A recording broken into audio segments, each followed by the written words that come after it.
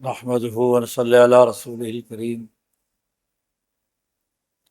اما بعد فاعوذ باللہ من الشیطان الرجیم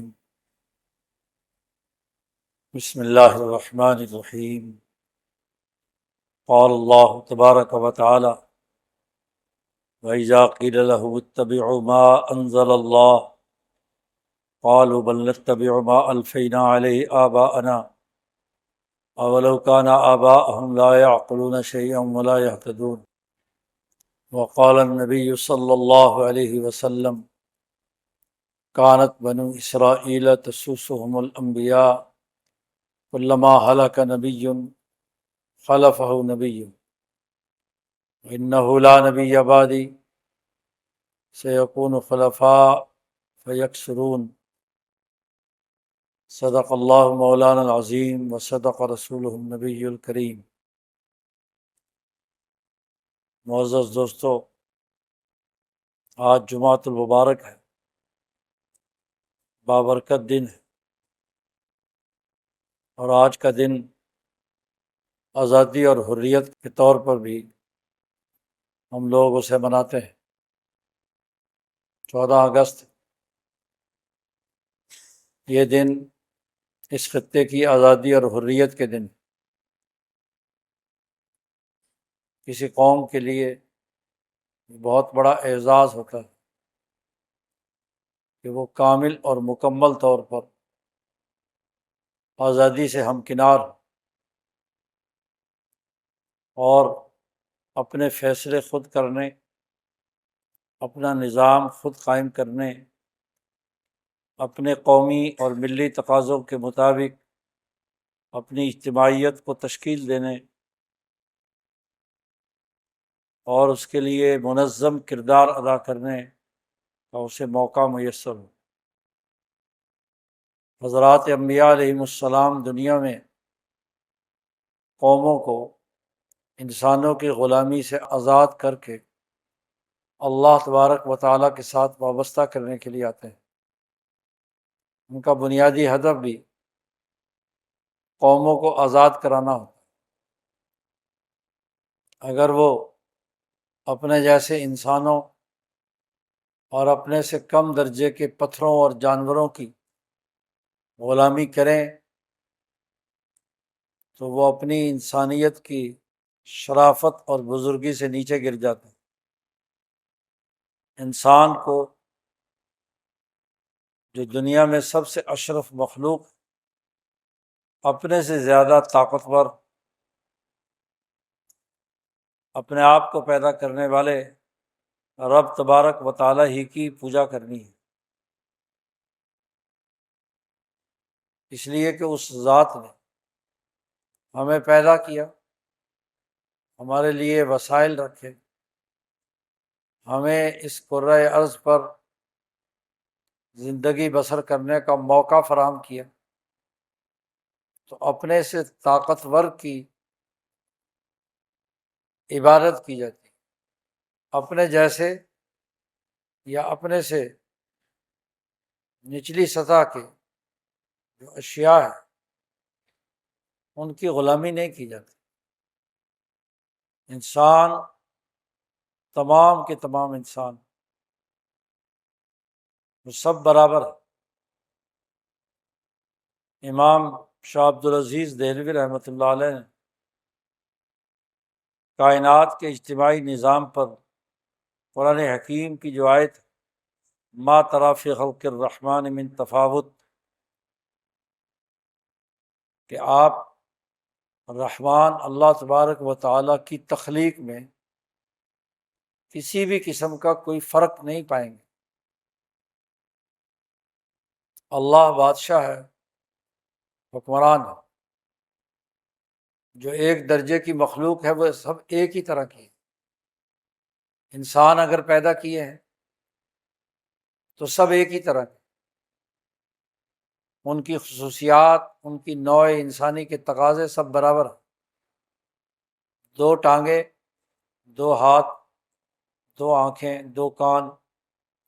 ہر انسان نامی مخلوق کی ہے۔ کالا ہے، گورا ہے، مشرقی ہے، مغربی ہے، ایک خطے میں ہے یا دوسرے خطے میں، جتنی بھی مخلوق پیدا کی ہے تمام انسان وہ برابر ہے، گدھے اپنی گدھیت میں برابر ہے، کوئی تفاوت نہیں ہے، گھوڑے گھوڑے ہونے میں برابر، مساوی حیثیت رکھتے، ایسے ہی نباتات، حیوانات، تمام میں کوئی تفاوت نہیں۔ شاہ صاحب نے لکھا ہے کہ جیسے شہنشاہ مطلق ذات باری تعالی کائنات میں اپنی مخلوق میں کوئی فرق اور تفاوت نہیں رکھتا، سب برابر ہے، مساوی ہے، ایسے ہی شاہ عبدالعزیز صاحب دہلوی لکھتے ہیں کہ ایک حکمران کا فریضہ ہے کہ انسانوں میں کسی قسم کا فرق و امتیاز نہ کرے۔ حکومت کا بنیادی تقاضا، اس کائنات کے اندر جو بادشاہ یا حکمران بن گیا ہے، اس کا تقاضا یہ ہے کہ اپنے عوام میں کسی قسم کا کوئی طبقاتی نظام نہ پیدا ہونا، سب برابر ہو، کوئی تفاوت نہیں ہونا چاہیے، فرق نہیں ہونا چاہیے، تمام کو ان اجتماعی معاملات میں جو تمام انسانوں کے لیے ضروری ہیں، کھانا پینا، پہننا، چلنا پھرنا، بولنا، جیسے انسان کی جسمانی ساخت میں کوئی تفاوت نہیں ہے، ایسے ہی ان کے ان حقوق کو پورا کرنے میں بھی کوئی تفاوت اور طبقات نہیں ہونا چاہیے، فرق و امتیاز نہیں ہونا چاہیے، روٹی سب کو ملے، پانی سب کو ملے، مکان سب کو ملے، ضروریات سب کی پوری ہوں۔ اللہ کی بادشاہی، شاہ صاحب فرماتے ہیں اللہ کی بادشاہی قرآن بیان کر کے حکومت اور ریاست اور سیاست کے بنیادی قوانین بیان کرتے، جیسے اللہ کے نزدیک پوری مخلوق میں جو اپنی امتیازی خصوصیات رکھ کر دوسری مخلوق سے الگ ہوئی، اس مخلوق میں کوئی امتیازی طبقاتی ماحول نہیں ہے، ایسے ہی وہ چیزیں جو انسانیت کی ضروریات سے متعلق ہیں اور نظم و انتظام اور حکومت سے وابستہ ہیں، اس میں بھی کوئی تفاوت نہیں۔ اسی لیے حضرت سندھی فرماتے ہیں کہ امام شاہ ولی اللہ کی پوری جماعت، لوگ امام شاہ ولی اللہ کی باتیں تو نقل کرتے ہیں، شاہ عبدالعزیز صاحب دہلوی کی باتیں نقل نہیں کرتے، ایک ہی نظریے پر حکومت کی اساس وہ طبقاتی نظام کے خاتمے پر ہے، تمام انسان، اس میں کوئی تفاوت نہیں ہونا چاہیے۔ تو اللہ تبارک و تعالیٰ نے انسانوں کو آزاد پیدا کیا، ان کے حقوق متعین کر دیے، اور ان حقوق میں کوئی تفاوت نہیں، جیسے تخلیق میں کوئی تفاوت نہیں ہے، دائرہ تخلیق ایک ہے، دائرہ تدبیر، یہ بات سمجھنی چاہیے کہ جب دائرہ تخلیق ہو، پیدائش کا عمل ہو، اس کے اندر کوئی تفاوت نہیں ہو، اس کے بعد جدوجہد اور کوشش کے ساتھ کوئی اپنی اپنی محنت، جدوجہد، کاوش یا صحیح طریقے سے اپنے حقوق اور وسائل کا استعمال میں لاتا ہے تو درجات کا تفاوت ہو سکتا ہے، اس کا تعلق تدبیر سے، دائرہ خلق سے نہیں۔ ریاست اور حکومت کا کام تمام کو وسائل یکساں طور پر فراہم کرنا ہے، باقی گھوڑے گدھے برابر نہیں ہو سکتے، ان وسائل سے استفادے کی عقل، سلیقہ اور طریقہ کار، اس کی بنیاد پر فرق ہوگا۔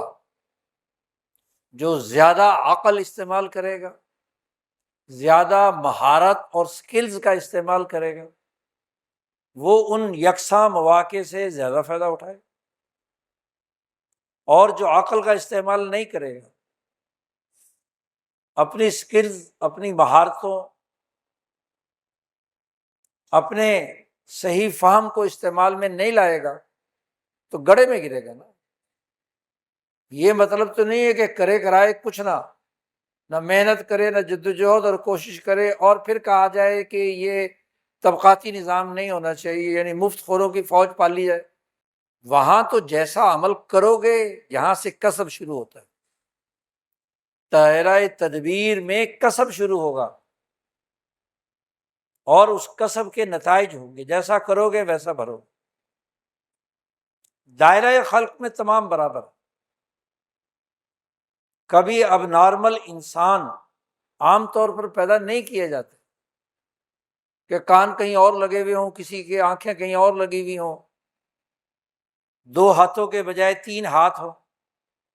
یہ کسی تصوراتی دیوی دیوتا کے تو بہت سارے ہاتھ ہو سکتے ہیں، لیکن انسان کا ایسا نہیں ہو۔ اس کی جو جسمانی ساخت ہے پوری دنیا میں وہ ایک ہی ہے۔ اس لیے علم طب جب انسانی جسم سے بحث کرتی ہے تو اس کی جسم کی جتنی بھی فزیالوجی، اس کا ڈھانچہ ہے، اس پر وہ ایک ہے، اور اس کی بنیاد پر اس کا علاج بھی کم و بیش آج دنیا بھر میں ایک ہی ہو چکا۔ وہ تعلیم چین میں 2، امریکہ میں 2، آسٹریلیا میں 2 برابر ہے، اس میں تفاوت نہیں۔ تو اللہ نے جو بنیادی احکامات دنیا میں نازل فرمائے ہیں، وہ انسانوں کی آزادی اور حریت، ان کو یکساں مواقع فراہم کرنا، حق کی معیشت میں مساوات، اس کی جدوجہد اور کوشش انبیاء علیہ السلام کی۔ قوم کو یکساں وسائل سے استفادے کا موقع ہو، آزاد ہو، اس پر کوئی جبر نہ ہو۔ حتیٰ کہ اللہ نے کہا کہ اگر وَلَوْ شَاءَ لَهَدَاكُمْ اجمعین، اگر اللہ تعالیٰ چاہتا تو تمہیں زبردستی ہدایت دے دیتا۔ ہدایت دینے میں بھی زبردستی نہیں ہے، آزاد ہو ان میں سے، تم میں سے کافر بھی ہیں، مسلمان بھی۔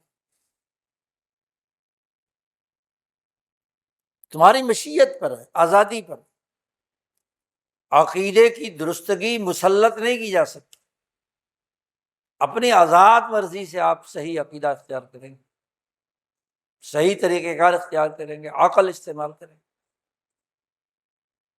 آپ پر نہ خدا کا جبر ہے،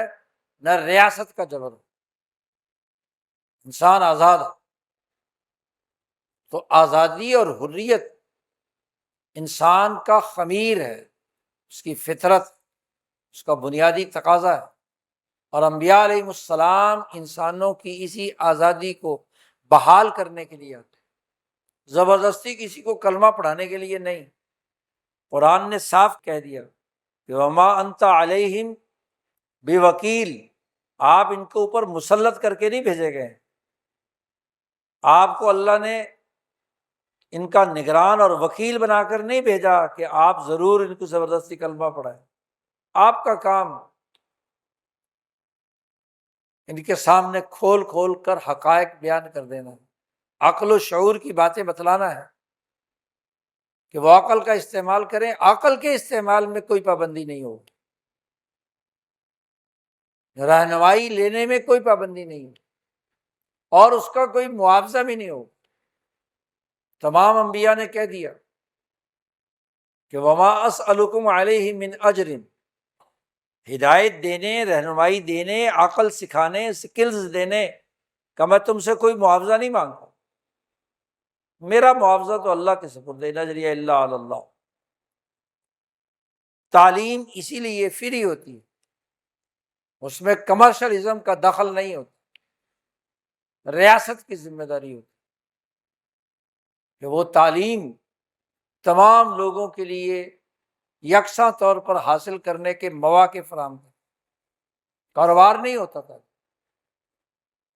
تو انبیاء علیہ السلام قوموں کی آزادی کے لیے آتے ہیں،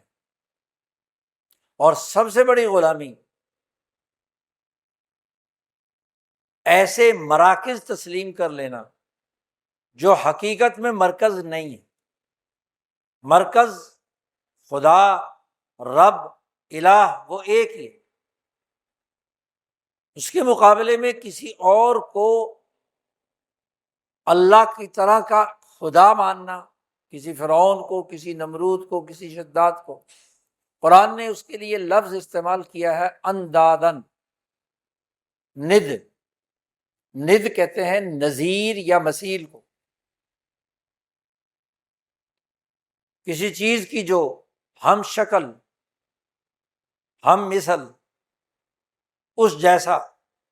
تو خدا جیسا کسی فرعون، نمرود، پتھر یا کسی اور چیز کو تسلیم کر لینا، یہ ند۔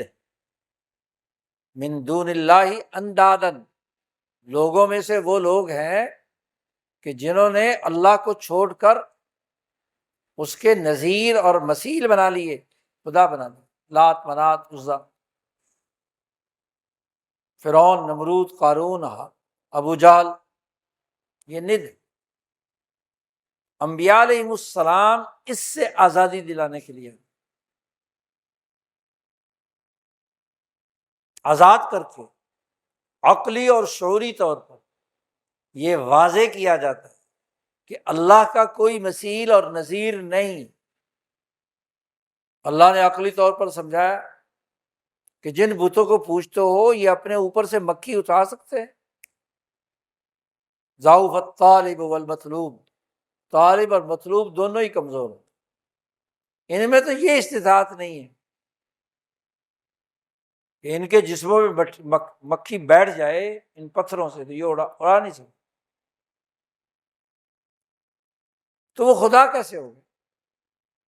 تو آزادی اور حریت کی دعوت انبیاء دیتے۔ نمبر ایک، فکری بنیادوں پر مرکز صرف ایک ماننا، اور وہ خدائے تبارک و تعالی ہے، توحید، وحدت۔ پوری کائنات کا مرکز رب، الہ۔ الہ کہتے ہیں مرکز کشش کو، اپنی طرف کھینچنے والے۔ رب کہتے ہیں پالنے والے کو، نقص سے نکال کر کمال تک پہنچانے والے کو رب کہا جاتا۔ تو اس خدا کے بغیر کون رب ہے، اس کے بغیر کون رحمان ہے، اس کے بغیر کون الہ ہے؟ نہیں۔ تو سوچ اور فکر، علمی اور عقلی تقاضے یہ ہے کہ مرکز ایک مانا جائے۔ بہت سارے مراکز ہوں تو لا فساد تھا، فساد باقی۔ اگر بہت سارے خدا ہوتے تو کائنات میں کوئی نظم، ڈسپلن نہ ہوتا، تو یہ ٹکرا کر کیا ہے، ٹوٹ چکی۔ کئی مثالوں سے قرآن نے سمجھایا۔ بھلا ایک ایسا آدمی جو غلام ہو بہت سارے خداؤں کا، اور وہ خدا بھی ایسے ہوں متشاکسون، وہ ایک دوسرے سے جھگڑنے والے ہوں۔ عبدم مملوک اللہ یقدر علی شیء وہو کل علی مولا،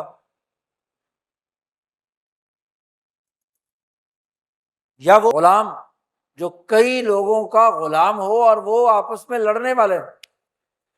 کھینچا تانی ہو، صلح ہو تو الگ بات، ایک ادھر کھینچے گا، ایک ادھر کھینچے گا۔ تو کبھی بھی کسی نظم و انتظام کے دو خدا نہیں ہوتے، دو مراکز نہیں ہوتے، ایک ہی مرکز ہو، تبھی نظم و انتظام اچھا چلتا۔ تو پہلے علمی اور عقلی طور پر یہ بات سمجھائی، اور پھر اس کے نتیجے میں یہ آیت جو خطبے میں تلاوت کی گئی، اس سے پہلے یہ دو آیت،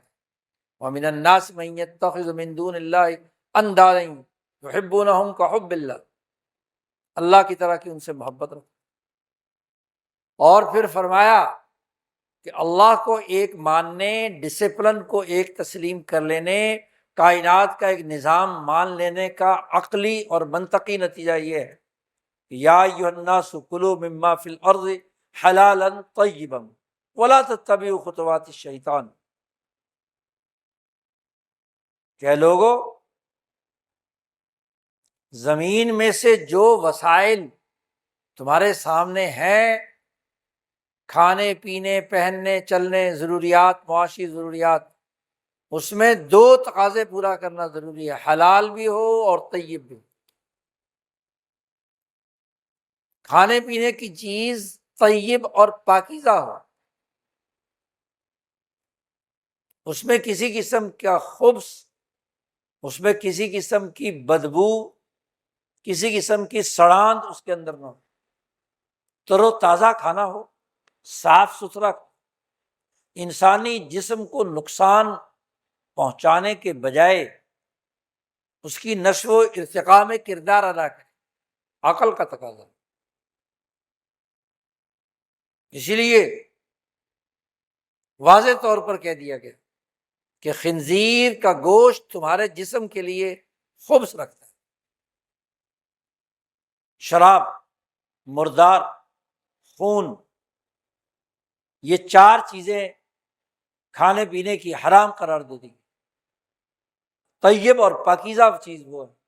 جو تمہارے لیے، تمہارے جسم کے لیے مفید ہو، اور حلالن، حلال کی ضد حرام ہے، وہ تمام معاملات جس میں دیگر انسانوں کے حقوق ٹوٹتے ہیں، لین دین، خرید و فروخت، معاملات کے اندر، خواہ اس کا تعلق زراعت سے ہو، تجارت سے ہو، صنعت سے ہو، یا دیگر تمام معاملات سے، دوسرے انسانوں کو نقصان پہنچا کر چوری، ڈاکہ، قتل و غارت گری، کسی قوم کے وسائل پر تسلط، یہ سب حرام ہے،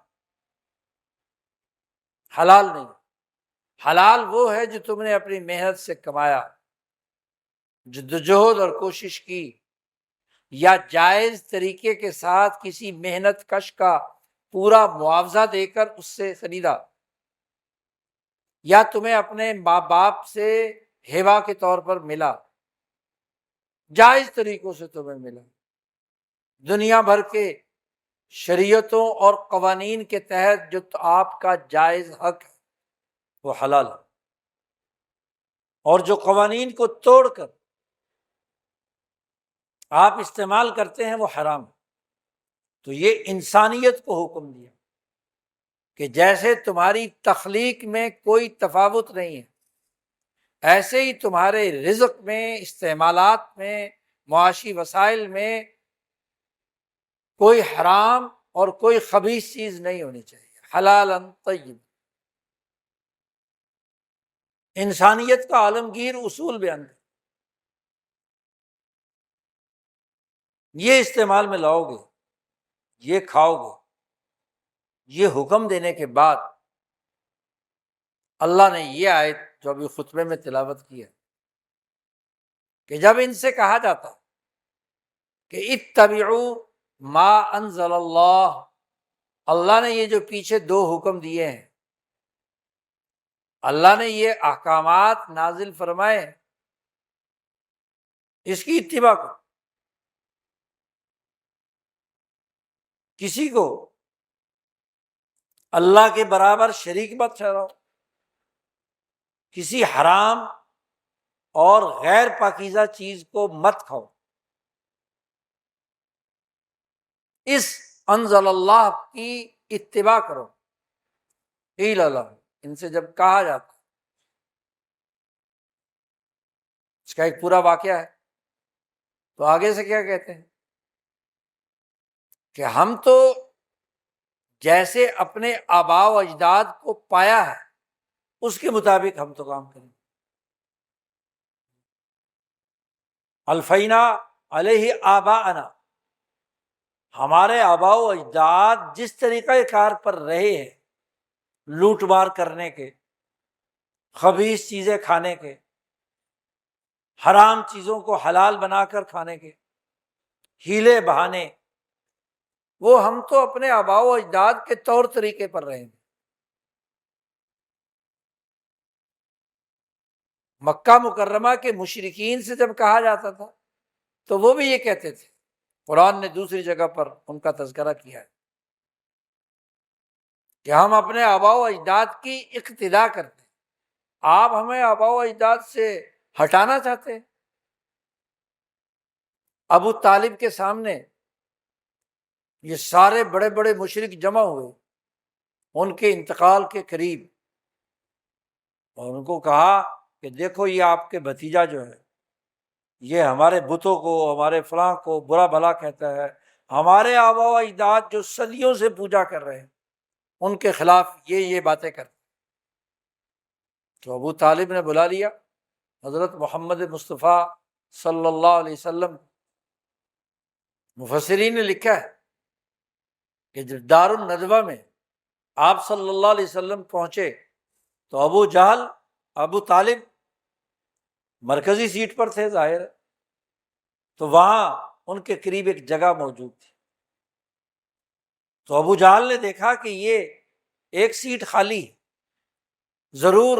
ابو طالب اپنے بھتیجے کو اپنے ساتھ بٹھا لیں گے،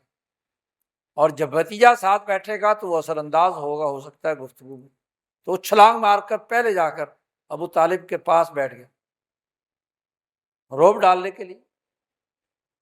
نبی اکرم صلی اللہ علیہ وسلم کے پاس بیٹھنے کی کوئی جگہ نہیں، دور جہاں جس فاصلے پر جہاں آپ نے بیٹھنا تھا وہاں بیٹھ گئے۔ تو ابو طالب نے کہا کہ یہ تمہارے لوگ آئے ہیں، یہ شکایت کر رہے ہیں آپ یہ باتیں کرتے ہیں، ان کے خداؤں کو برا بھلا کہتے ہیں۔ تو آپ صلی اللہ علیہ وسلم نے فرمایا کہ بھائی میں ان کو دعوت دیتا ہوں ایک کلمے کی، کلمہ توحید کی، لا الہ الا اللہ۔ یہ کلمہ اگر اپنی زبان سے یہ کہہ دے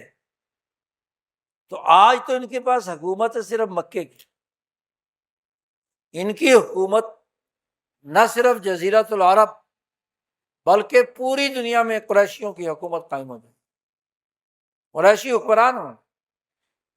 دنیا بھر کے ممالک انہیں نظم و انتظام چلانے کے لیے ٹیکس دیں گے، نظم و انتظام ان کے ہاتھ میں، کلمہ ایک کہ اللہ کے علاوہ کوئی خدا نہیں۔ تو سارے گدھوں کی طرح دوڑ کر باہر نکل گئے، کسی نے بات نہیں۔ ایک تو یہاں دعوت، کہنے لگے بھلا ہم اپنے آباء و اجداد کی باتیں چھوڑ دیں، وہ جو ہم 300 سال سے عمرو بن لحیٰ جو سردار تھا ان کا، جس نے سب سے پہلے 360 بت لا کر خانہ کعبہ میں رکھے تھے، تو اس زمانے سے ہم 200-250-300 سال کی کر آباء و اجداد کے نظریات کو چھوڑ کر ہم آپ کی بات مانیں، یہ کیسے ہو سکتا؟ تو وہاں بھی اللہ نے کہا کہ اگر تمہارے آباء و اجداد بے وقوف اور ہدایت یافتہ نہ ہو پھر بھی ان کی اتباع کرنی ہے، کوئی عقل سے تو کام لو۔ ایسے ہی ان آیات کے شان نزول میں، یہ مدنی سورت ہے، سورۃ البقرہ، مدینہ میں نازل، تو یہاں بھی رسول اللہ صلی اللہ علیہ وسلم، یہاں آپ کا مخاطب یہود تھے، تو یہودیوں کا ایک بڑا مدرسہ تھا بیت المدراس، نبی اکرم صلی اللہ علیہ وسلم ان کو دین کی دعوت دینے کے لیے ان کے مدرسے میں چلے۔ وہاں بڑے بڑے دو ان کے لیڈر تھے، مالک ابن عوف اور ابو ربیعہ۔ رسول اللہ صلی اللہ علیہ وسلم نے انہیں دعوت دی کہ اس دین حق کو قبول کر لو، اللہ کا یہ پیغام ہے، اتبعوا ما انزل اللہ، اللہ نے جو احکامات نازل کیے ہیں ان کی اتباع کرو۔ تو انہوں نے بھی وہی جملہ بڑے اکڑ سے کہا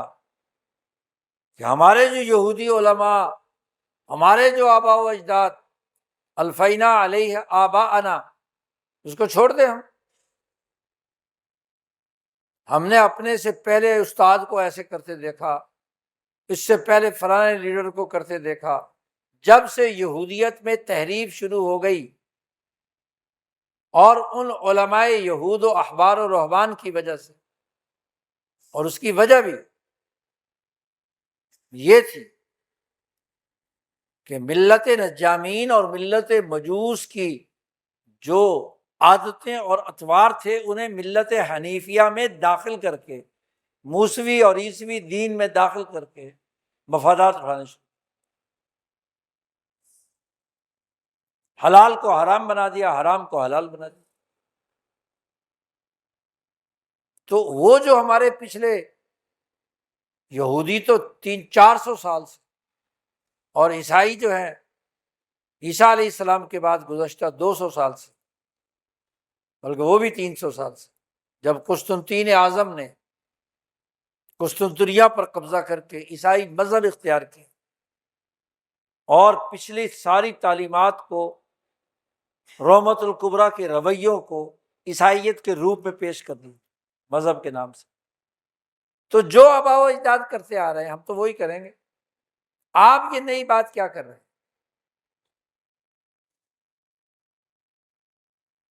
الفینا علیہ آباءنا، اپنے آباء و اجداد کی اتباع کریں۔ تو قرآن نے یہاں سوال کیا ہے، غور و فکر اور سوچنے کی دعوت دی۔ اولو کان آباؤہم لا یعقلون شیئا ولا یہتدون، اگرچہ ان کے آباء و اجداد نہ عقل رکھتے ہوں اور نہ ہدایت یافتہ ہوں۔ دو جملے قرآن نے کہے، ایک عقل اور ایک سیدھے راستے کی ہدایت۔ عقل نہ ہو تو ہدایت حاصل نہیں ہوتی، رہنمائی نہیں ملتی۔ ہدایت حاصل کرنے کے لیے بھی، سیدھا راستہ دیکھنے کے لیے بھی عقل کی ضرورت ہوتی ہے۔ عقل نہ ہو، بے وقوف احمق ہے، اس کو جتنا مرضی راستہ سمجھاؤ کبھی راستہ سمجھ میں آئے گا؟ لکھ کے بھی دے دو کہ اس طرح سے یہاں جانا، یہاں جانا، یہاں جانا، اور وہ منزل مقصود ہے تمہاری، وہ پھر بھی کیا ہے، بونگوں کی طرح کسی اور جگہ پہنچ جائے۔ پہلے عقل کی ضرورت ہوتی ہے۔ اس لیے قرآن نے کہا کہ اگرچہ تمہارے آباء و اجداد نہ عقل رکھیں، لا یعقلون شیئا، معمولی سی بھی کسی چیز کی بھی عقل نہ رکھیں، اور ولا یہتدون،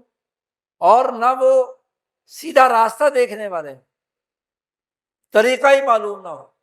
ہدایت یافتہ نہ ہو۔ ہدایت کے دو بنیادی مطلب اور مفہوم محققین علماء بیان کرتے ہیں۔ راستہ دکھانا، اراءۃ الطریق، یہ بھی ہدایت۔ کہ کسی کو آپ نقشہ بنا کر، کاغذ پر لکھ کر، کسی کتاب میں لکھ کر پورے پروٹوکول اس کو بتلا دیں کہ ایسے کرنا ہے، ایسے کرنا ہے، ایسے کرنا ہے۔ ہدایت کا ایک درجہ یہ ہوتا ہے، اور دوسرے ہدایت کا درجہ یہ ہوتا ہے کہ اس بندے کو پکڑ کر جہاں اس نے پہنچنا ہے وہاں اس کا ہاتھ پکڑ کر پہنچا دیں۔ اس کو کہتے ہیں ایصال الی المطلوب، مطلوب تک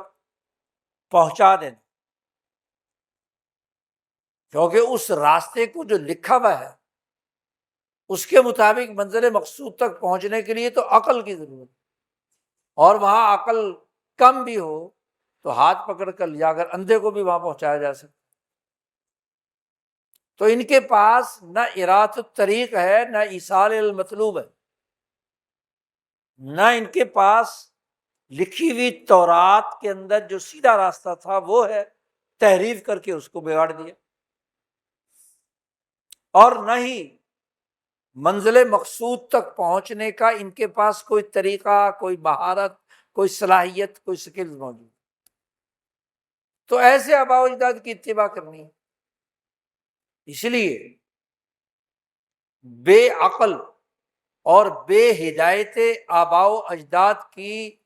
دنیا میں کبھی اتباع نہیں کی جاتی۔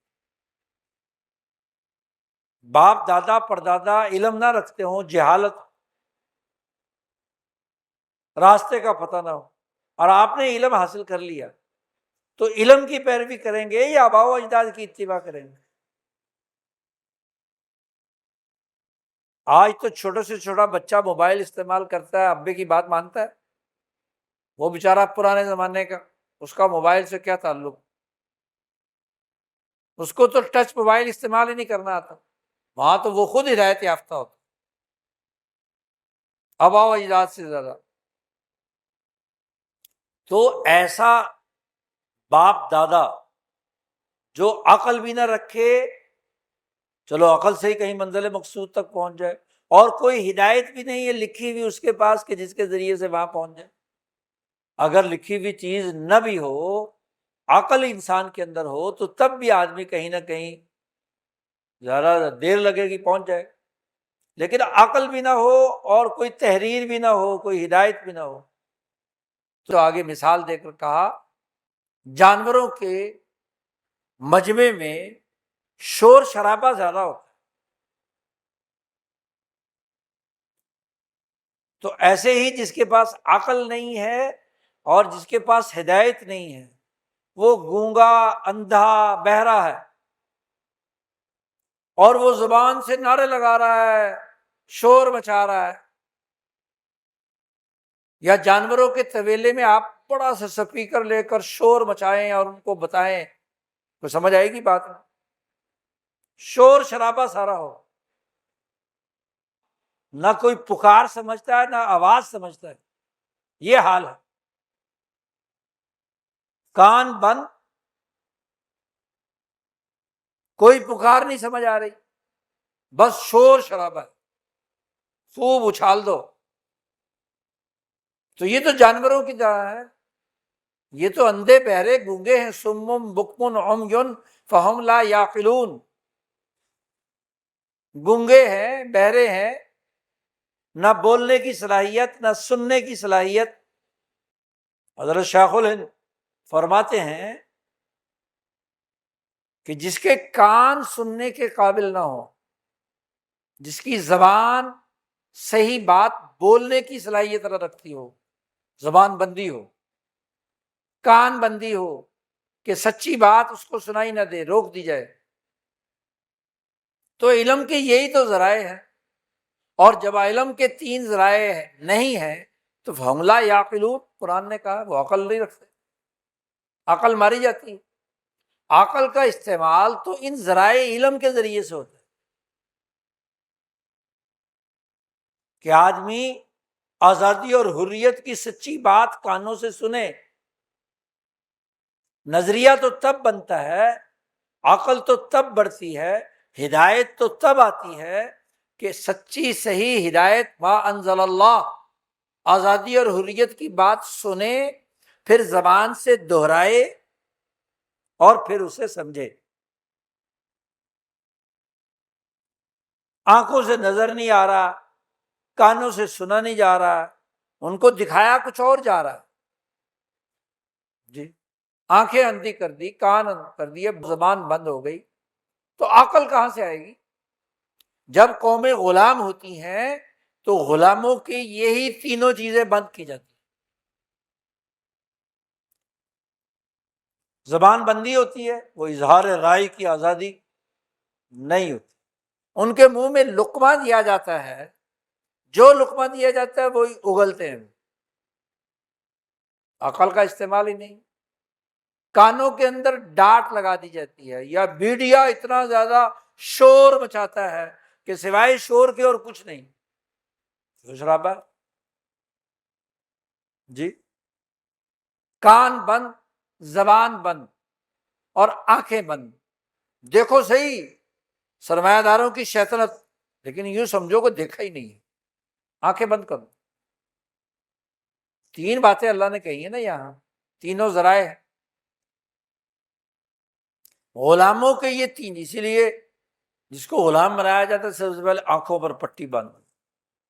کہ کہاں لے جایا جا رہا ہے، کان بند کر دیے جاتے، اور پھر زبان کے اوپر بھی ٹیپ لگا دی۔ تو قرآن کہتا ہے جب یہ نہ ہو تو فہم لا یعقلون۔ تو قرآن کہتا ہے کہ جن آباء و اجداد کی تم بات کر رہے ہو جو عقل نہیں رکھتے، ان کے ذرائع علم تینوں بند ہیں، اس لیے نہ عقل ہے نہ ہدایت۔ تو کیا ایسے بے وقوف، جاہل اور احمق قسم کے آباء و اجداد کا جھنڈا اٹھا کر تم کہو گے زندہ باد زندہ باد زندہ باد؟ ایسے آباء و اجداد جس کی نہ عقل نہ ہدایت، ما انزل اللہ کے ساتھ تو کوئی تعلق نہیں، آنکھیں بھی بند، زبان بھی بند، کان بھی بند۔ جو وہ دکھاتے ہیں وہ دیکھتا ہے، جو سناتے ہیں وہ سنتا ہے، جو بلواتے ہیں وہ بولتا ہے، اپنی تو کوئی رائے نہیں۔ ایسے آباء و اجداد کی تو میں نے بات ماننی ہے۔ قرآن نے سوال کیا۔ یہاں لوگ ایک بہت بڑی غلط فہمی میں مبتلا، بہت سے لوگ،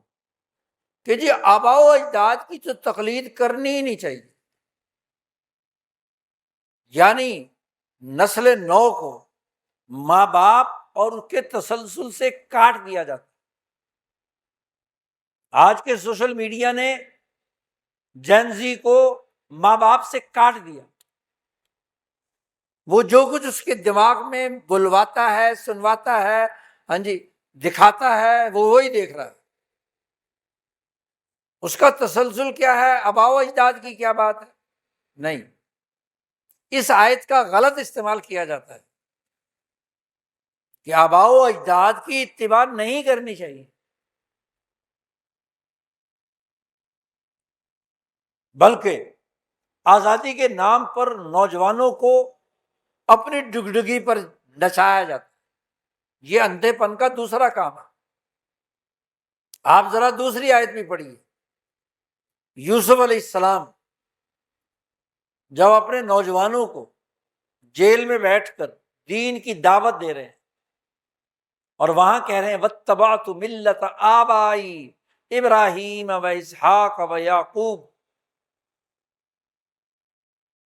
جب انہوں نے ان نوجوانوں سے کہا کہ میں اس سسٹم کو نہیں مانتا، میں اس حکومت کو، ان بتوں کو، ان تمام کا انکار کرتا ہوں، تو نوجوانوں نے پوچھا کہ بھئی آپ پھر کس کی بات مانتے ہیں؟ تو صاف طور پر یوسف علیہ السلام نے کہہ دیا کہ واتبعت ملت آبائی، میں اپنے آباء و اجداد کی بات کی اتباع کرتا ہوں۔ اور میرے آباء و اجداد کون ہیں؟ ابراہیم ہے، ان کے بیٹے اسحاق ہیں، اسحاق کے بیٹے یعقوب ہیں، میں یعقوب کا بیٹا ہوں۔ باپ کی بات مانوں گا، دادے کی بات مانوں گا، پردادے کی بات مانوں گا۔ ملت آبائی ابراہیم و اسحاق۔ خود قرآن میں اللہ نے کہا کہ ملت ابیکم ابراہیم ہوا سماکم المسلمین، تمہارے باپ ابراہیم علیہ السلام کی ملت ہے۔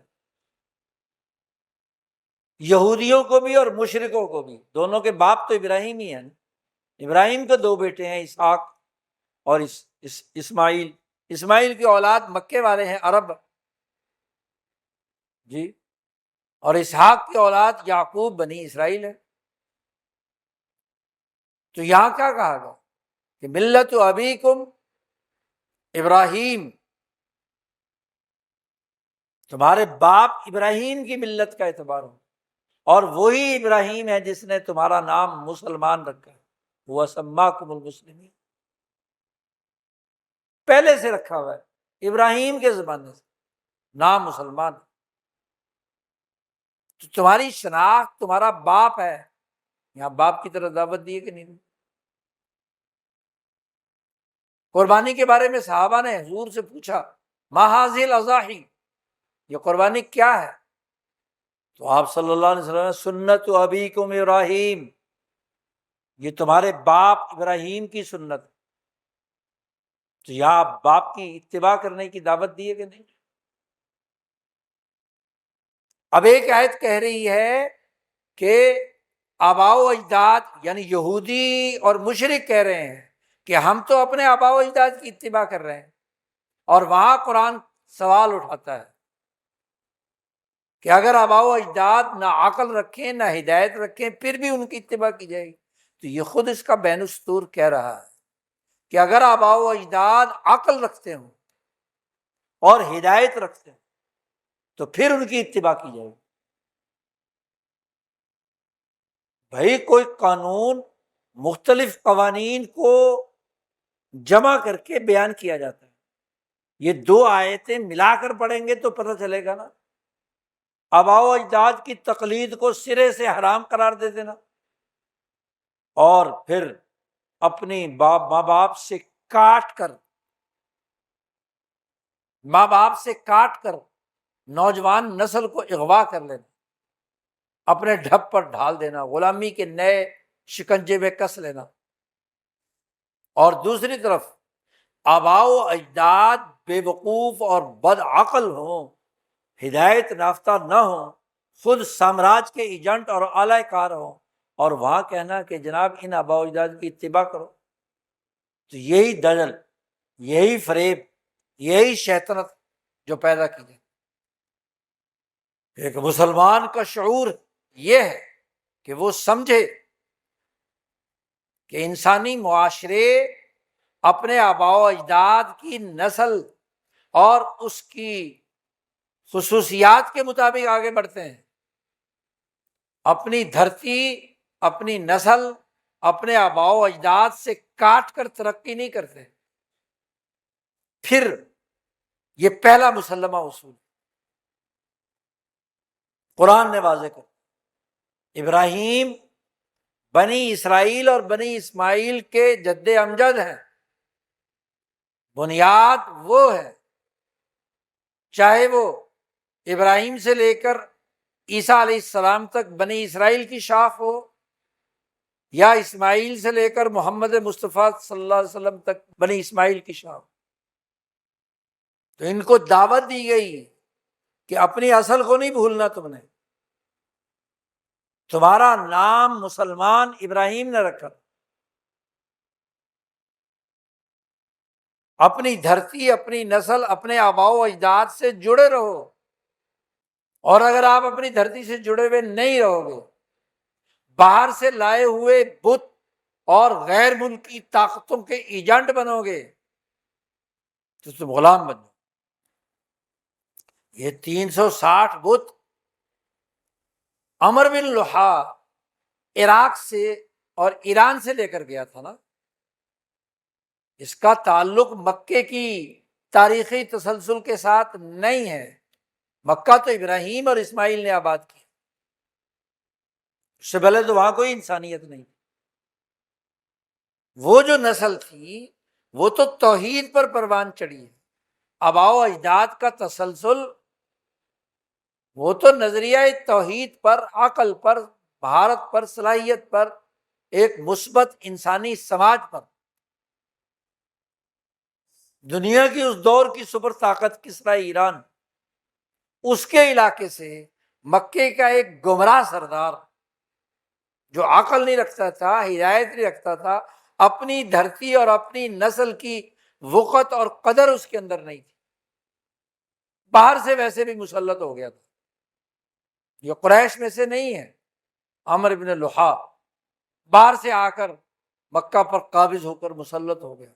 تو اپنا نظریہ لے کر آیا عراق جا کر، اور چکر بازی کیا کی، مکہ مکرمہ میں اسماعیل کے بعد سے لے کر جو بڑے بڑے اولیاء اللہ بزرگ ہر دور میں انسانیت کی خدمت کرتے تھے، حج کے موقع پر لات، منات، عزا وغیرہ وغیرہ، یہ حاجیوں کی خدمت گار تھے۔ حدیث میں آتا ہے لات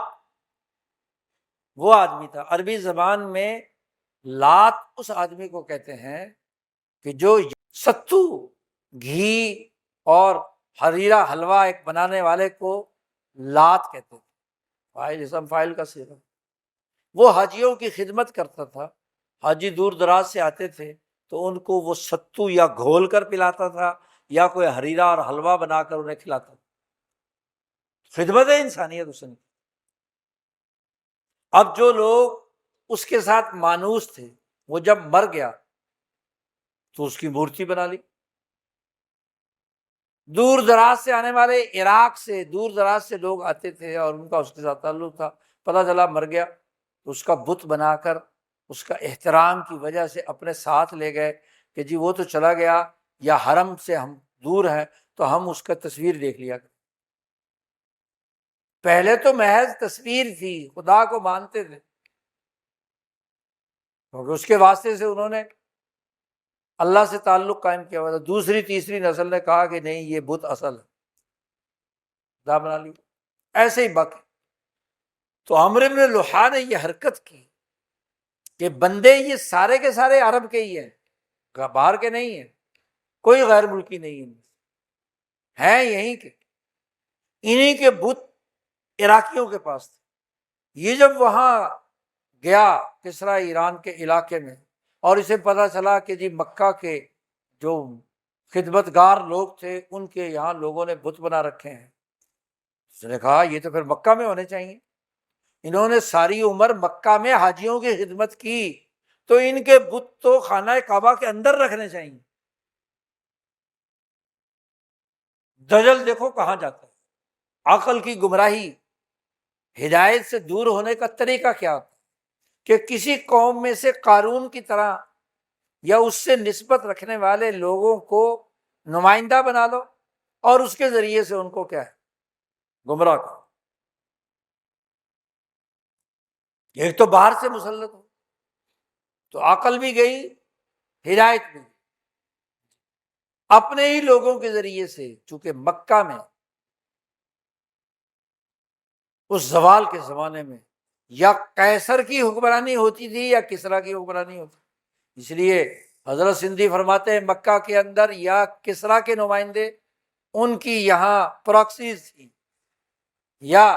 کسریٰ کی پراکسیز۔ جب وہ غالب آتے مشرق وسطیٰ پر تو یہ پراکسی ان کی جو ہے حکومت میں آ جاتی، اس کا پریشر بڑھ جاتا، اور جب قیصر قبضہ کر لیتا تو ان کی جو پراکسی ہے وہ غالب آ جاتی۔ تو یہ دنیا میں جو غلام ملک ہو جاتے ہیں ان میں پراکسیز بن جاتی ہیں اور وہ عالمی طاقتوں کی اعلی کار بنتی، کردار ادا کرتی۔ یہ مکہ کی سیاسی حیثیت کا تجزیہ مولانا عبید اللہ سندھی رحمۃ اللہ علیہ نے۔ اب بے عقل آدمی لا کر وہاں بت رکھ دیتا ہے، اس کی پوجا شروع ہو جاتی ہے 300 سال سے، غلامی کے اثرات۔ تو اللہ نے کہا کہ بھئی عقل سے کام لو، غور و فکر کرو اور دیکھو کہ یہ جو لوگ جنہوں نے یہ کام کیے، یا اسماعیل علیہ السلام اور ابراہیم علیہ السلام،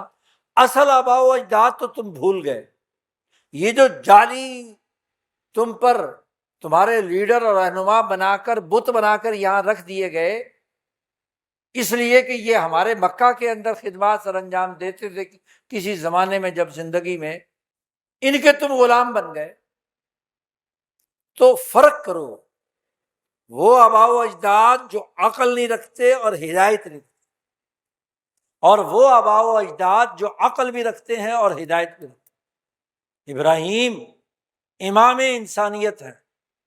تو ان کی عقل کتنے اونچے درجے کی ہوگی، تو اعلیٰ درجے کے عقل مند، ان کی عقل کا عالم یہ ہے کہ پوری دنیا بت پرستی اور کفر میں مبتلا ہے، اکیلا ایک جوان ابراہیم، قرآن ان کی جوانی کا ذکر کرتا ہے، ان کی عقل نے ادراک کیا حنیفیت کا، ایک خدا ہونے، وحدانیت، باپ سے جھگڑا کیا، اپنی حکومت سے جھگڑا کیا، پورے بابل اور عراق کے اندر کھلبلی مچا دی، بہادری دلیری عقل کے اندر، ہدایت کے بھی اعلیٰ درجے پر اور عقل کے بھی اعلیٰ درجے پر۔ انبیاء عاقل الناس ہوتے ہیں۔ صحابہ نے پوچھا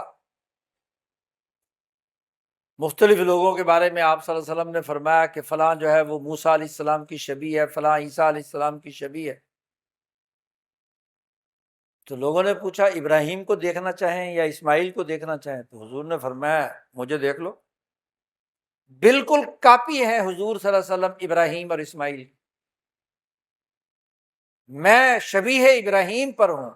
شبیہ اسماعیل پر ہوں، جی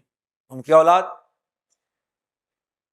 تو گویا کہ جب نبی اکرم صلی اللہ علیہ وسلم دنیا میں عاقل الناس ہیں، تو ابراہیم جس نے سب سے پہلے نظریہ توحید اور حنیفیت پوری دنیا میں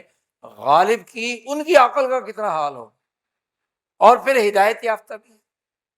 کیونکہ اللہ نے کہہ دیا نری ابراہیم ملکوت السماوات والارض، ہم نے ابراہیم کو آسمان و زمین کے تمام خفیہ نظام، ملکوتی نظام دکھا دیے۔ تو ہدایت تو ہے، ہدایت کا اعلیٰ ترین درجہ، جو معراج کی رات رسول اللہ صلی اللہ علیہ وسلم کو بھی دکھا دیے گئے پوری کائنات، یا کسوف و خسوف کی نماز کے اندر دکھا دیے گئے جیسا کہ حدیث میں۔ تو بات یہ ہے ہدایت یافتہ اور عقل مند آباء و اجداد کی اتباع کی جاتی ہے، اور غیر عقل مند بے وقوف اور احمق، اور وہ ہیں جو سم بکم عمی ہوتے ہیں، فہم لا یعقلون، جو اپنی آنکھوں سے دیکھتے نہیں، اپنے کانوں سے سنتے نہیں، اپنی زبان سے بولتے نہیں، جو سنایا جائے وہ سنتے ہیں، جو بلوایا جائے وہ بولتے ہیں، جو دکھایا جائے وہ دیکھتے ہیں۔ ایسے آباء و اجداد کی پیروی نہیں کی جائے گی، ایسے لوگوں کی اتباع نہیں کی۔ یہ قرآن نے ایک مسلمہ اصول بیان کر دیا۔ ایک مسلمان جو اللہ اور اس کے رسول پر ایمان رکھتا ہے، جو قرآن کی تعلیمات پر ما انزل اللہ کی اتباع کرتا ہے، اس کے سامنے یہ اصول رہنا چاہیے۔ اب آگے چلیے، اصول سمجھ میں آ گیا، اب اس اصول کو اپنے گرد و پیش کے واقعات کے تناظر میں اپلائی کرو۔ یہ اصول اس لیے نہیں ہے کہ ایک کان سے سن کے دوسرے کان سے نکال دیے جائے۔ جب بھی کوئی ایونٹ ہوتا ہے، کوئی بھی معاملہ درپیش ہو، کوئی بھی مسئلہ ہو، حتیٰ کہ کوئی ملک بنے، جماعت بنے، کوئی ایگریمنٹ اور معاہدہ وجود میں آئے، افراد کے درمیان، قوموں کے درمیان، معاملات کے درمیان، چاہے کسی بھی درجے کا معاہدہ ہو، معاہدات کی پوری تاریخ اٹھا کر دیکھ، ابراہیم سے لے کر اب تک، پاکستان بننے سے لے کر اب تک، بڑے تبتراق سے آپ معاہدات کرتے ہیں اور بڑا ڈھنڈورا مچاتے ہیں، کہتے ہیں جی جمعہ مناؤ معاہدات، تو بھائی اس اصول کی روشنی میں مناتے ہیں نا۔ 14 اور 15 اگست کی درمیانی رات تمہیں آزادی ملی، 12 بجے ٹھیک ریڈیو پاکستان نے کہا پاکستان زندہ باد، اس سے پہلے نہیں کہا۔ برطانوی پارلیمنٹ نے جو ایکٹ پاس کیا وہ بھی 14 اور 15 اگست کی درمیانی رات 12 بجے۔ یونین جیک جھنڈا جو علامت ہوتی ہے اتھارٹی اور حکومت کی، وہ بھی رات 14-15 اگست کی درمیانی رات 12 بجے اتارا گیا، اور اس کی جگہ پر پاکستان کا جھنڈا لہرایا گیا، اور انڈیا میں انڈیا کا جھنڈا لہرایا۔ تو ملکوں کی شناخت تو اس وقت ہوتی ہے جو متعین شدہ۔ وہ معاہدہ 3 جون 1947 کا پارلیمنٹ کا پاس کیا ہوا act of partition of India وہ ہو، یا 19-20 اپریل کو مسلم لیگ کانگریس اور انگریزوں کے درمیان میں تحریری معاہدہ ہو، یا آج تک جتنے بھی آپ نے معاہدات کیے ہیں، معاملات کیے ہیں، ممالک وجود میں آئے ہیں، ان کو اس اصول کی روشنی میں دیکھیں کہ جو عقل نہ رکھنے والے اور غیر ہدایت یافتہ آباء و اجداد ہیں، خواہ اپنی نسل میں سے ہی ہوں، ہمارا اپنا سگا باپ کیوں نہ ہو، دادا اور پردادا کیوں نہ ہو، اس کی اتباع نہیں کی جائے۔ اور آباء و اجداد میں سے ہی دنیا کی کوئی نسل اور قوم ایسی نہیں جس کے آباء و اجداد من کل الوجوہ ہر طرح سے بے وقوف اور عقل سے فارغ اور ہدایت یافتہ نہ ہو، ایسا نہیں ہو سکتا۔ خود قرآن نے کہہ دیا وَإِن مِّنْ أُمَّةٍ إِلَّا خَلَا فِيهَا نَذِيرٌ، دنیا کی کوئی امت، قوم، نسل ایسی نہیں جہاں نبی نہ آیا ہو، اور نبی عقل مند ہوتا ہے، ہدایت یافتہ ہوتا ہے، وہ ہندوستان ہو، ایران ہو، عرب ہو، یورپ ہو، افریقہ ہو، روس ہو، چین ہو، کوئی بھی خطہ ہو، جہاں امت بستی ہے قوم بستی ہے، ایک اجتماعیت قائم ہوتی ہے جس کی ایک سیاسی شناخت اور معاشی شناخت، جنگلوں کی بات نہیں ہو رہی، وحشیوں کی بات نہیں ہو رہی، مہذب ممالک، قومیں جن کی قومی شناخت ہے، جن کی ایک تہذیب ہے، جن کا ایک کلچر ہے، اس امت میں عقل مند ضرور آیا ہے، انہی کی نسل میں سے آیا ہے، انہی کی زبان بولتا تھا۔ وما ارسلنا من رسول الا بلسان قومہ، کوئی رسول ہم نے نہیں بھیجا مگر یہ کہ وہ اپنی قوم کی زبان بولتا ہو، اپنی قومی زبان میں نبی ہے۔ تو ہر قوم میں عقل مند آباء و اجداد بھی ہیں اور بے وقوف آباء و اجداد بھی۔ عقل کا تقاضا یہ کہ عقل مند آباء و اجداد کی پیروی کی جائے گی اور بے وقوف آباء و اجداد کی پیروی نہیں کی جائے گی۔ اب اس اصول کو اگر اس بر عظیم پاک و ہند کی دھرتی پر اپلائی کیا جائے، قرآن نے تو عربوں پر اپلائی کیا، صحابہ نے، تابعین نے، محدثین نے، فقہا نے، ہندوستان پر اس کا اپلائی کرو نا، یہ بھی تو ایک ہندوستان بھی ایک قوم ہے،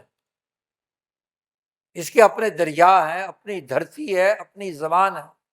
ایک زمانے میں سنسکرت تھی اور پھر اس کی بیٹیاں اور شاخیں ہر علاقے اور قوم کے اندر بنی۔ جتنی بھی سنسکرت کی ذیلی شاخیں ہیں وہ دراصل یہاں کی قومی زبانیں ہیں، جتنی بھی کوہ ہمالیہ سے لے کر بحیرہ عرب تک،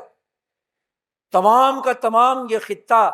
یہ دھرتی، اس کی ایک آب و ہوا، ایک تہذیب، ایک کلچر، ایک سوسائٹی، ایک خطہ، اور خاص طور پر اس ہندوستان کا شمال مغربی علاقہ، مولانا سندھی اس کو واضح طور پر بیان کرتے ہیں اور پورے موقف اور زوردار طریقے سے واضح کرتے ہیں کہ شمال مغربی ہند، جی، جو سندھ ساگر سے شروع ہوتا ہے جمنا نرمدا تک جاتا ہے، شمال مغربی ہند، شمال مغربی ہند کی آباء و اجداد نے آج سے 1000 سال، 1500 سال پہلے جیسے ہی دین اسلام آیا، عقل کا وہ دین روشن ہوا فاران کے پہاڑ سے اور محمد مصطفیٰ نے آواز لگائی، تو یہاں کے لوگوں نے صاف اعلان کر دیا، سمعنا اننا سمعنا منادیا ینادی للایمان ان آمنوا بربکم۔ حضرت سندھی فرماتے ہیں عثمان غنی کے زمانے سے کابل مسلمان ہوا اور انہی کے زمانے میں بلوچستان، بنو اور یہ سارا علاقہ کابل تک کا ایمان قبول کر چکا، ہمارے آباء و اجداد۔ اور پھر محمد بن قاسم کے آنے سے لاہور تک کا علاقہ جو ہے ایمان قبول کر چکا، ہمارے آباء و اجداد۔ عقل کا راستہ اختیار کیا، اور جو ہندوستان کے سچے نبیوں اور اس دوران بعد میں آنے والے بے عقل ہندو مذہب کو خراب کرنے والے، تحریف کرنے والے بے عقل لوگوں سے برات کا اعلان کیا اس دھرتی کے ہمارے آباء و اجداد نے، اور نبی اکرم صلی اللہ علیہ وسلم کی یہ عقلی ندا سنی۔ وہ کوئی سمم بکن عمیون نہیں تھے کہ لا یعقلون، عقل کی بنیاد پر اس پیغام کو سنا کہ جس منادی نے ایمان کی دعوت دی تھی۔ قرآن کہتا ہے ربنا اننا سمعنا منادیا ینادی، ایسے منادی اعلان کرنے والے کی بات ہم نے سنی جس نے یہ اعلان کیا تھا ان آمنوا بربکم فآمنا، ہم ایمان لائے۔ یہ خطہ شمال مغربی ہند کا اکثریتی یہاں کی آبادی، پورا سندھ، پنجاب، خیبر پختونخوا، پورا پنجاب، دلی تک، آگرہ تک، یہ مسلمان ہو گیا، ایمان قبول کیا۔ عاقل الناس امام الانبیاء محمد مصطفیٰ کی ہدایت کی روشنی میں عقل بھی سیکھی اور ہدایت بھی سیکھی۔ اسی لیے 1000 سال تک تقریباً محمود غزنوی سے لے کر اگلے 100 سال 700 سال تو مستحکم حکومت، اور محمد بن قاسم کے بعد محمود غزنوی کے درمیان کے 200-300 سال میں اولیاء اللہ حکومت نہیں تھی، اولیاء اللہ بزرگان دین، خاص طور پر وہ سادات ائمہ اہل بیت جو بنو امیہ کے زمانے میں وہاں سے نکل کر ایران اور ہندوستان پہنچے تھے، انہوں نے جو انسانوں کو اپنے ساتھ جوڑا، اپنے نبی کی منادی انہوں نے اپنے عمل اور اپنے کردار سے پیش کی، پھیل گئے، تو ان کے اثرات سے لوگ مسلمان ہوئے، اور پھر سیاسی حکومت کا غلبہ محمود غزنوی کے زمانے سے شروع ہوتا ہے،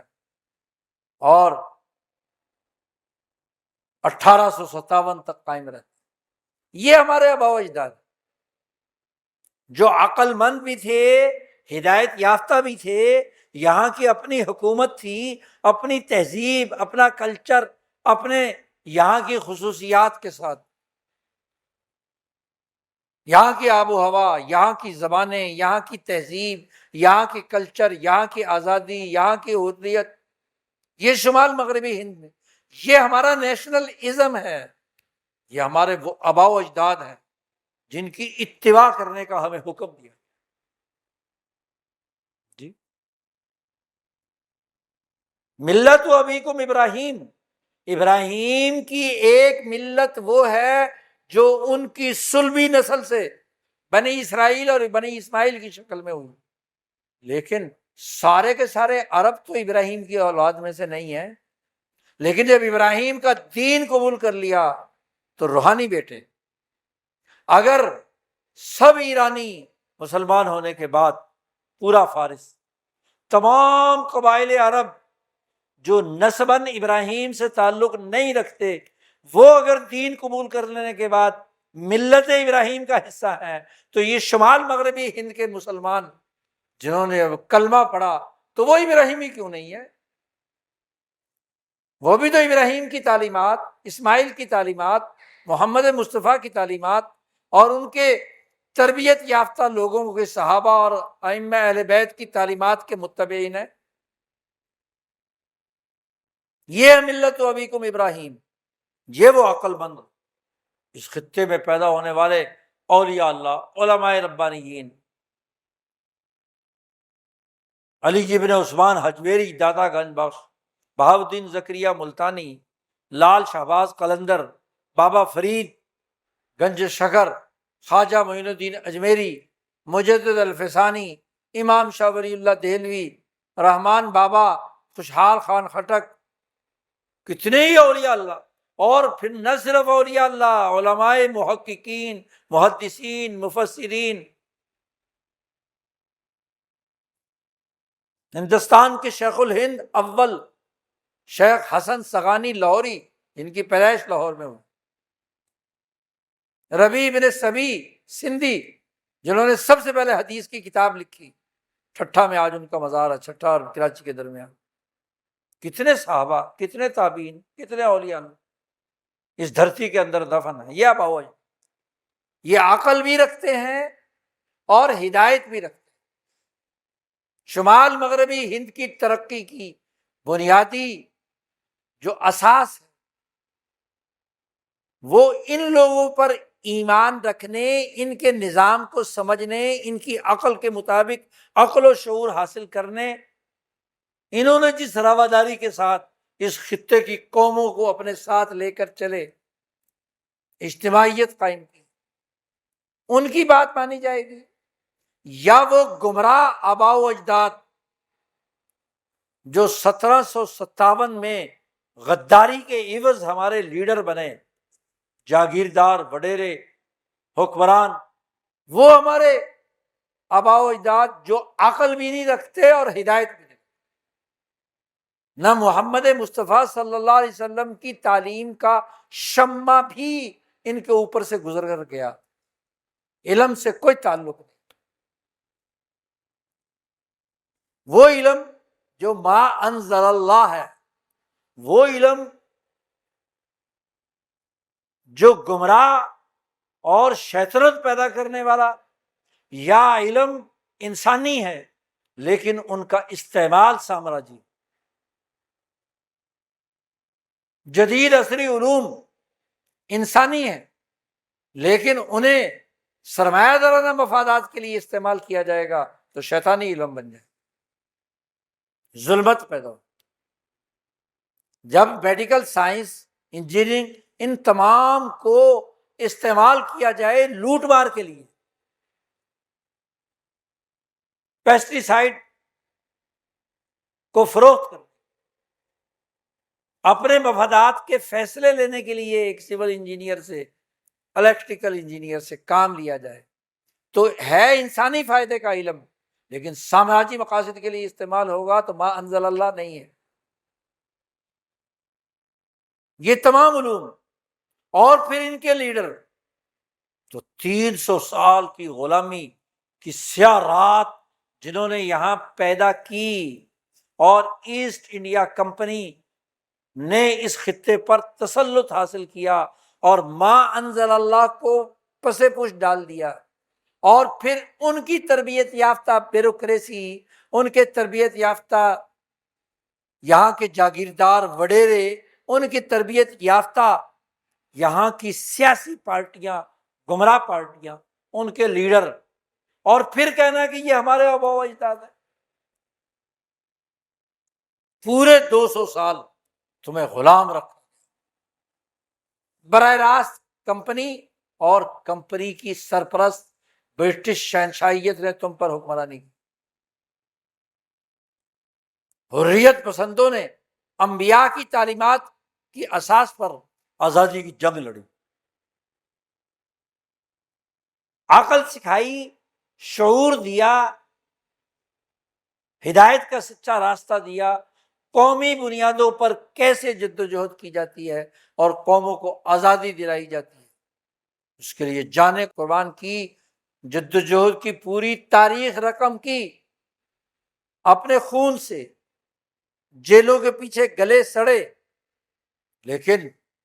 آزادی اور حریت کو پیش نظر رکھا۔ عمر فاروق کے اس قول کو سامنے رکھا، متی استعبدتم الناس وقد ولدتهم امہاتهم احرارا۔ وہ آزادی کی اساس عقل کی بنیاد پر فیصلہ اور ما انزل اللہ کی ہدایت کے مطابق، حلال و طیب رزق کھانے، حرام اور خبیث چیزوں سے بچنے کے لیے آزادی کی جنگ لڑی، من دون اللہ اندادن سے بچنے کے لیے اور اللہ کی وحدانیت کے لیے آزادی کی جنگ لڑی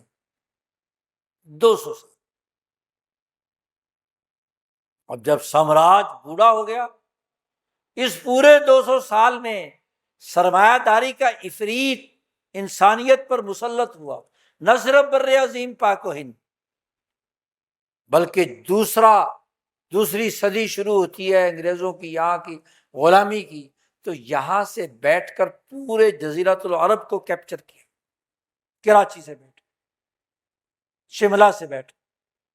غدار عرب شہزادے خریدے گئے، ان کے ذریعے سے عرب پر پورا تسلط حاصل کر لیا اور ایک نیا ماڈل متعارف کرایا، اور وہ یہ کہ جیسے عراق سے بت لا کر مکے کے اندر کہا گیا کہ یہ تمہارے ہی خدمت گار ہیں، ان کی پوجا کرو، ایسے ہی بت بنا دیے گئے جزیرۃ العرب میں مختلف خاندان بادشاہتوں کی صورت میں، اور ایسٹ انڈیا کمپنی کی جگہ پر برٹش شہنشاہیت نے ہر خطے میں اپنی ذیلی کمپنیاں، بظاہر وہ کمپنیاں ہیں لیکن ان کے اندر روح سرمایہ دار کی، مختلف پارٹیوں کی شکل میں کمپنی ہے، پارٹیوں کی شکل میں بھی کمپنی ہے۔ بھائی کمپنی بھی تو ایک انجمن ہوتی ہے، 7 ڈائریکٹر ہوتے ہیں، ایسے ہی پارٹی کے بھی 7-8 کیبنٹ کے لوگ ہوتے ہیں، اور ان کا ایک چودھری ہوتا ہے، تو یہاں ماشاءاللہ جعلی پارٹیاں، اسی طریقے سے معاشی طور پر خود انگریزوں نے، ایسٹ انڈیا کمپنی نے، ان کے ڈائریکٹروں نے اپنے رشتہ داروں کی 13 کمپنیاں ایسٹ انڈیا کمپنی کے زمانے میں یہاں کام، جن کو ریلوے لائن کے ٹھیکے دیے گئے، جن کو منڈیوں کے ٹھیکے دیے گئے، یہاں کی لکڑی کے فروخت کرنے کے ٹھیکے دیے گئے، یہاں کی فوڈ باسکٹ کو استعمال کر کے دنیا بھر کی فوڈ منڈی پر قبضہ کرنے کے وسائل یہاں پیدا کیے گئے۔ کمپنیاں 13 کمپنی، جو ریلوے لائن بچھانے والی 13 کمپنیاں، انہیں ڈائریکٹروں کی کیا ہے، رشتہ دار کمپنی۔ تو یہ ماڈل بڑا اچھا، پہلے ان کمپنیوں کے ڈائریکٹر خود انگریز شیطان ہوتے تھے، 40 اور 50 کے عرصے میں پوری دنیا میں، اور اگر اس سے پہلے لے لیں تو 1925 سے شروع ہو گیا، ہر جگہ پر ایک کمپنی کھڑی کی۔ جزیرۃ العرب میں 14 ملک بنائے گئے تو 14 کمپنیاں بتدریج بنائی گئیں، اور ہر کمپنی کا ایک قارون لیڈر بنایا گیا، جس میں روح عالمی سرمایہ دار کی، جن کی ڈوریاں یورپ سے ہلتی ہیں، جن کے پیچھے امریکہ اور برطانیہ کردار ادا کرتے، وہ ڈمی اپنے آباء و اجداد، ابراہیمی آباء و اجداد سے کٹ کر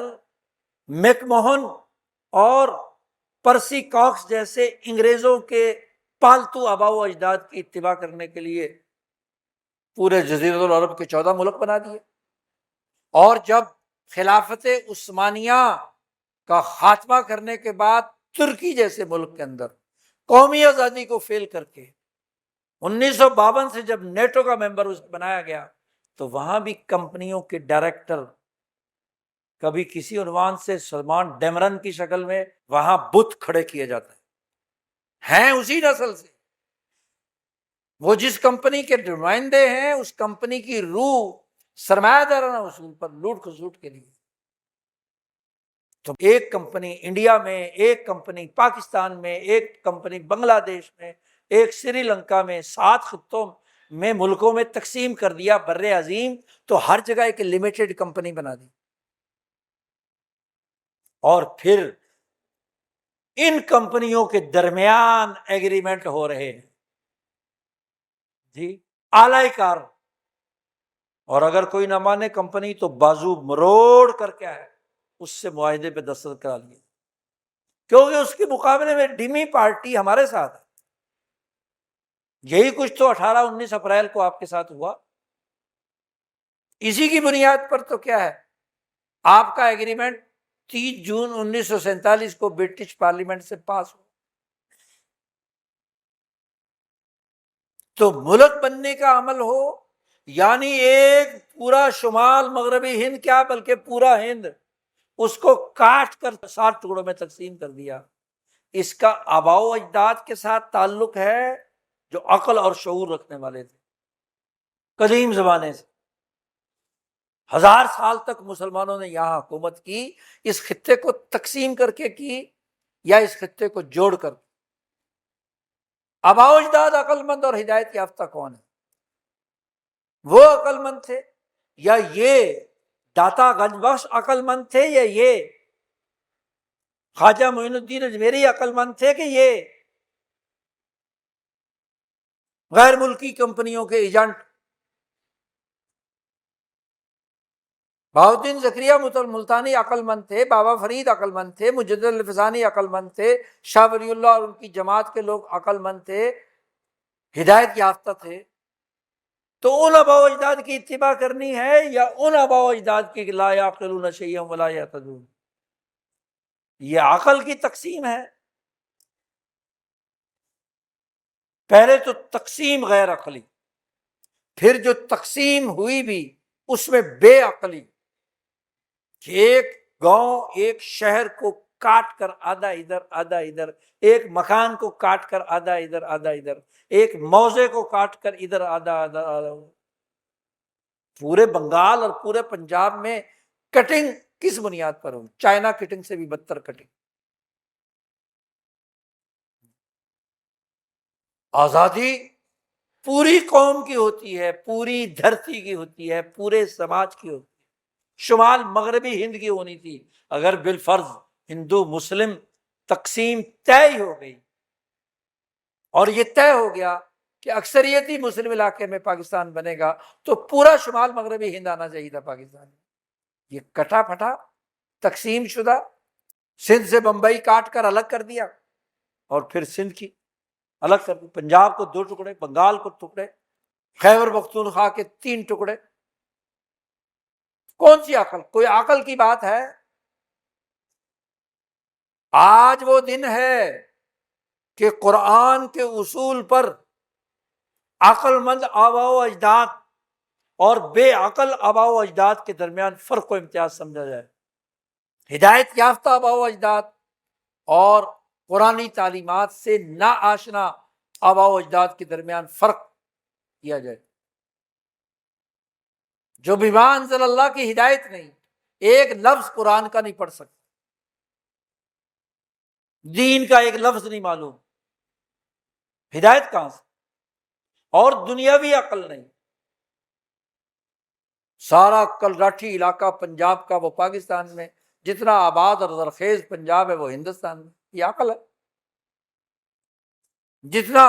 طاقتور اچھا ترقی یافتہ بنگال وہ ہندوستان میں، اور جتنا دلدلی علاقہ پٹسن کا وہ سارا پاکستان میں، کوئی دنیاوی عقل ہے؟ معمولی سے جغرافیہ پڑھنے والا بھی یہ عقل، اس کو اتنی عقل تو ہوتی ہے کہ کون سا علاقہ کہاں جانا چاہیے۔ تو عقل کی روشنی اور ہدایت کی روشنی، ہدایت ما انزل اللہ ہے، وہ طبقات پیدا نہیں کرتا، ما تری فی خلق الرحمن من تفاوت، کوئی طبقات نہیں پیدا ہوتے۔ آپ تخلیق کر رہے ہیں اپنے خیال کے مطابق، تخلیق پاکستان،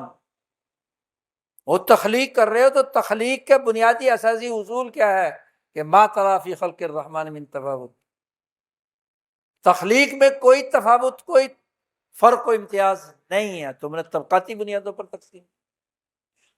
اور پھر 80 سالوں سے جہاں جہاں تم معاہدات کر رہے ہو، چاہے سیٹو ہو، سینٹو ہو، آر سی ڈی ہو، جتنے معاہدات، ساروں کی تاریخ اٹھا کر دیکھو،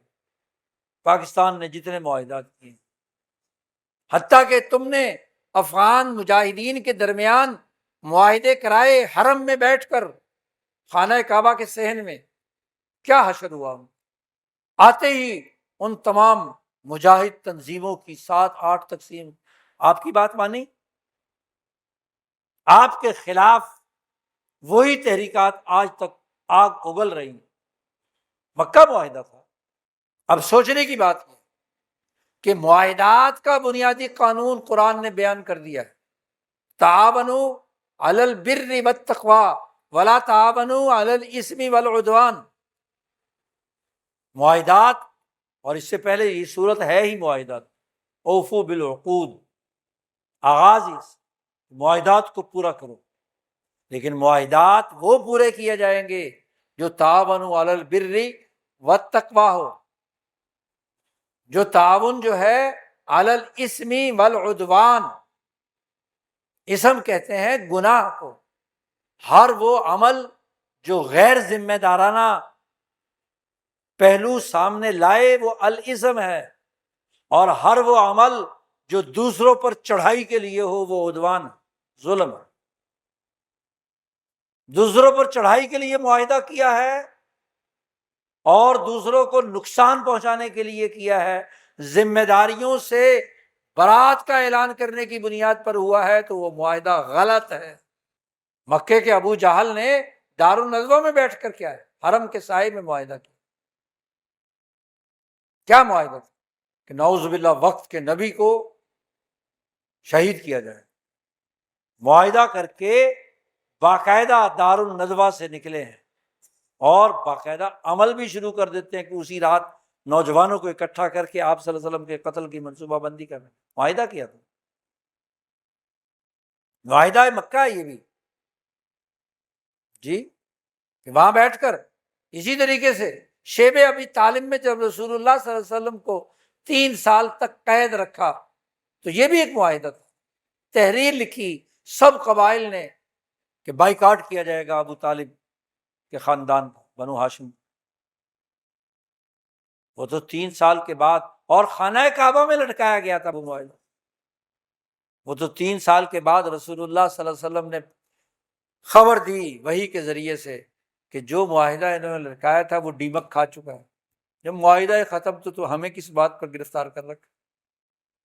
تو بڑے حیران ہوئے، جا کر دیکھا تو واقعی دیمک کھا چکی۔ ایسے معاہدوں کو دیمک کھا چکی،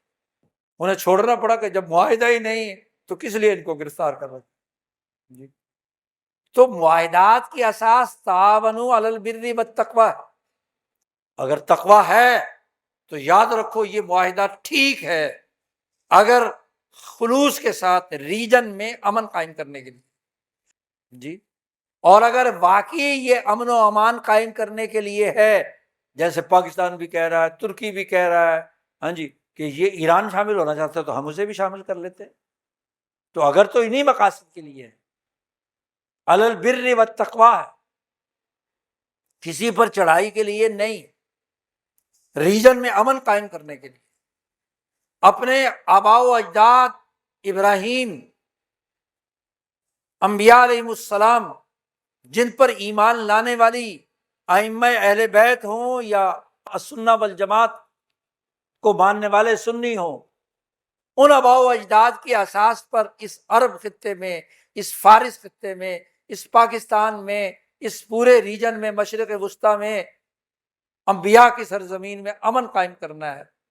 اور اسرائیل کے خلاف اور امریکہ کو حکمت عملی سے نکالنا ہے۔ معاہدہ درست، ہم اس کی تائید کرتے ہیں۔ ریجن کے اندر واقعی امن قائم کرنے اور صحیح آباء و اجداد کی اساس پر ہے تو ٹھیک ہے۔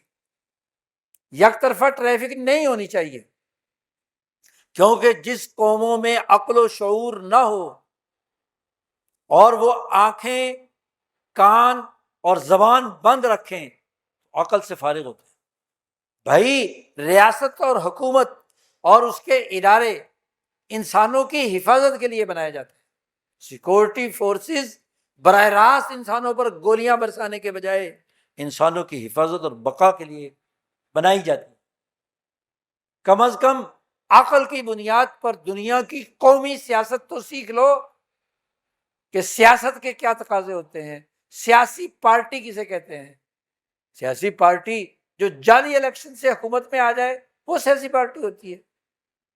جمہور عوام کے اعلی رغم مسلط ہو جائے، براہ راست عوام کو گولیاں مارے، قتل و غارت گری کرے، اس کی سرپرستی اور ناک کے نیچے دھماکے ہوتے ہوں، انسانیت کے چترے اڑتے ہوں، ٹرینیں الٹائی جا رہی ہوں، اسے حکومت کہتے ہیں۔ تو کم از کم عقل کی بنیاد پر ہی سیاست اور ریاست تو سیکھ لو۔ بما انزل اللہ عقل ہی سکھاتا ہے، شریعت عقل سکھاتی ہے۔ تو آج آزادی کے اس دن میں ہمیں غور و فکر کرنا ہے کہ بما انزل اللہ کیا ہے اور عقل مند آباء و اجداد کون ہیں، ان کی تاریخ پڑھنا۔ سیاسی امن اور معاشی خوشحالی کی اساس پر قومیں بنتی ہیں عقل سے۔ یہ ڈھول ڈھمکے اور فنون لطیفہ کے نام پر غلط جوش و جذبے پیدا کر کے، ہاں جی، لوگوں کو گمراہ کر کے، جین زی کو خاص طور پر غلط راستے پر ڈالنے سے قومیں ترقی نہیں کرتی۔ شور شرابہ جنگل میں، جیسے جنگل کے جانور جب اکٹھے ہو کر شور مچاتے ہیں کسی کو کوئی پتہ چلتا ہے؟ تو جہاں جنگل کا قانون ہوتا ہے وہاں شور شرابہ زیادہ ہوتا ہے۔ اس لیے میڈیا ایسے معاملے میں شور مچائے گا، سیاستدان نان ایشو پر شور مچائیں گے تاکہ اصل بات جو ہے وہ چھپی رہے۔ تو وہی شور و غوغا جو جنگل میں جانور مچاتے ہیں، اور وہ جانور ہی ہوتے ہیں اور جن کے کان، منہ اور آنکھیں بند کر دی جائیں اور ان کے اوپر پٹیاں چڑھا دی جائیں تو فہم لا یعقلون، وہ جانوروں کی طرح شور مچانے کے اور کچھ نہیں کرتے۔ یہ دن جمعے کا مبارک دن ہے، عقل سیکھنے کا دن ہے۔ جمعے کے خطبات دینے کا مقصد یہ ہے کہ مسلمان کو عقل مند بنایا جائے، باشعور بنایا جائے۔ یہ آزادی کے دن ہیں، اگست کے 14 ہو، 15 ہو، تو یہ دن ہے، اس میں اپنی آزادی کے حقیقی مقاصد سمجھنا اور اس کے مطابق کردار ادا کرنا اور شعور پیدا کرنا، یہ ایک مسلمان کا فریضہ ہے، ایک قوم پرست اور نیشنل اس کا تقاضا ہے کہ وہ اپنی دھرتی کے ساتھ جڑے اور اپنے دھرتی کے عقل مندوں کے ساتھ اپنا رابطہ جوڑے اور بے وقوفوں سے برات کا اعلان کرے اور ان سے ویسے ہی کہے نتبرؤ کما تبرؤ منا، برات کا اعلان۔ تو قرآن عقل دیتا ہے، شعور دیتا ہے، یہ آیات ہمیں سمجھاتی ہیں، کاش کہ ہمیں بات عقل کے اصول پر ان آیات کو سمجھنے اور اپنے ملک اور قوم کو ترقی دینے کا فیصلہ کرنے کی اہلیت اور صلاحیت پیدا کرے۔ اللہ تعالی ہمیں عمل کی توفیق عطا فرمائے۔ وآخر دعوانا ان الحمد للہ رب العالمین۔